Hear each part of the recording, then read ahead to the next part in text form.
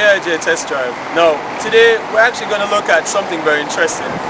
As you can see, cost of fuel is still very high and continues to reach the triple-digit mark. So, sports cars are looking like a thing of the past. I mean, I'm looking at a couple sports cars now. There's an SLK and there's an RX-7, and I know there's Evos and double RXs and stuff like that.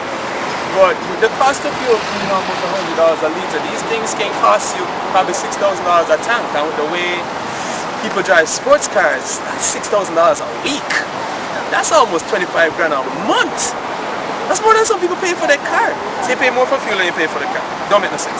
So, what we're going to do today, we're going to test drive two particular sports cars which I think are more along the lines of what people are looking for now in terms of price, practicality, and still get the peppiness and the sportiness and all of that. So, we're going to go after the first one, which is the Ralliart Colt, and then we're going to go to another one, which is a special Suzuki Swift.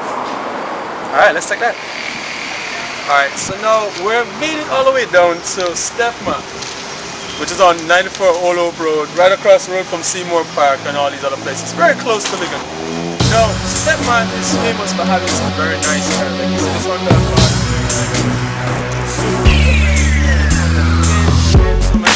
All these cars are nice, but today we're not really nice proper sports cars.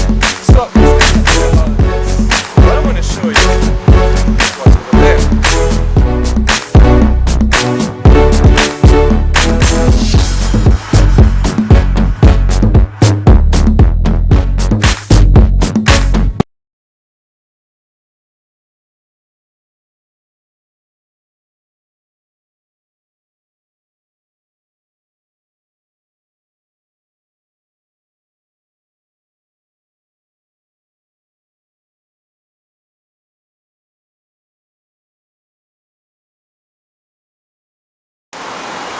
That's right, the Ralliart Colt.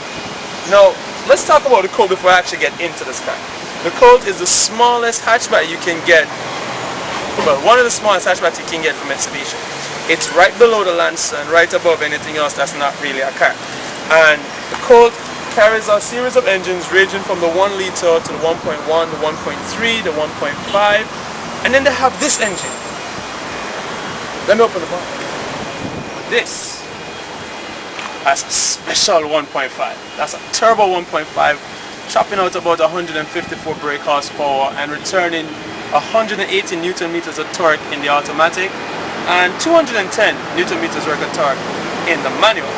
This one is an automatic, but even with 30 less Newton meters, it still has the same horsepower and it's still ridiculously quick. I mean, the manual goes 0 to 16, 7.4 seconds, 7.5.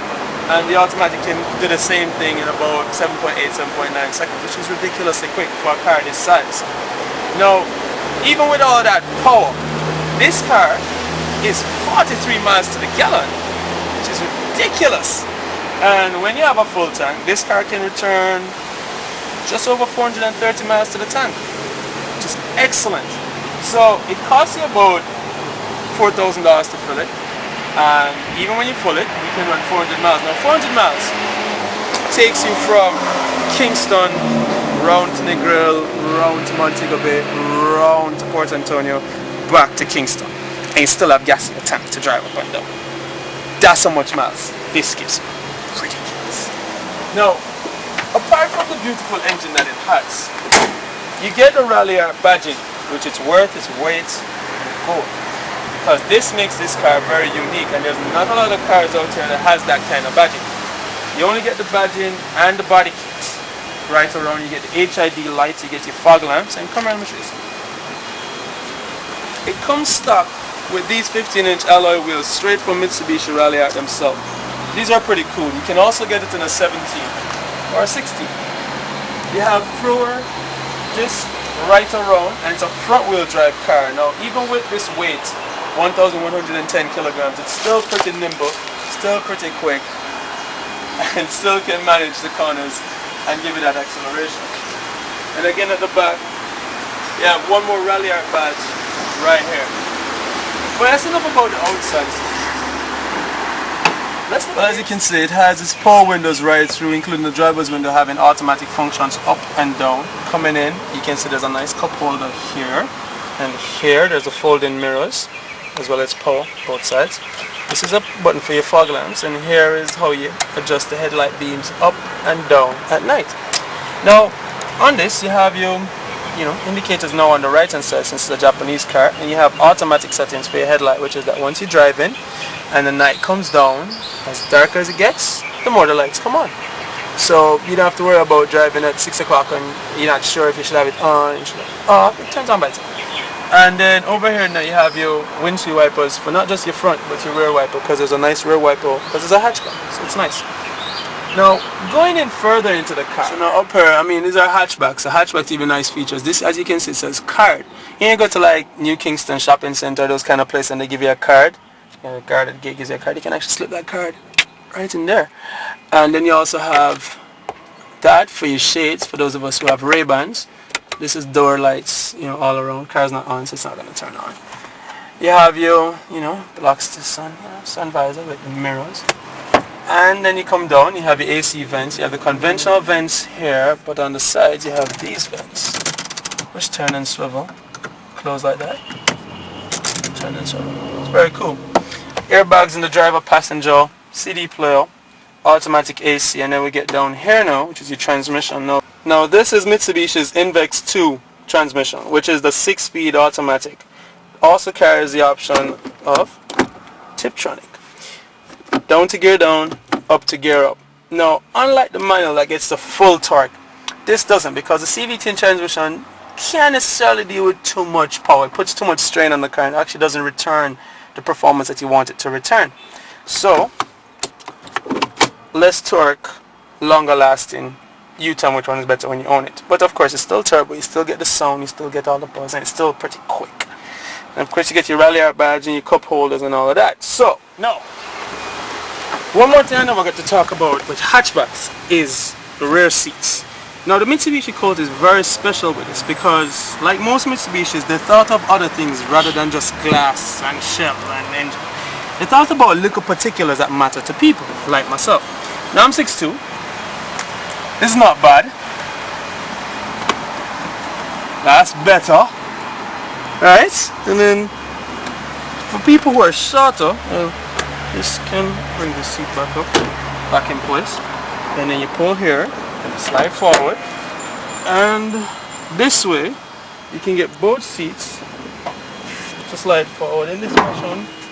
Now you have no leg space, or little or no leg space. But you do have a lot more space back. Now let's look in the back. So this is the maximum space with the seats up, but of course with the seats up you don't get a lot of leg room. So let's put it back in its natural position. That's natural. As you can see, natural leaves you with this, enough for 2 properly sized suitcases, and you still have space for your spare tire and even some smaller stuff. And you have some little hooks here for when you have those stuff that you need to hook down. Now, cooler thing about it, you can actually fold up the seats like so. Ta-da! Ta-da! You can do that one as well. Now, when you fold the seats, as you can see, your space actually more than doubles going forward because you have more space here roof-wise. So you can actually fit more packages stuff here, but you can also fold one side or the other.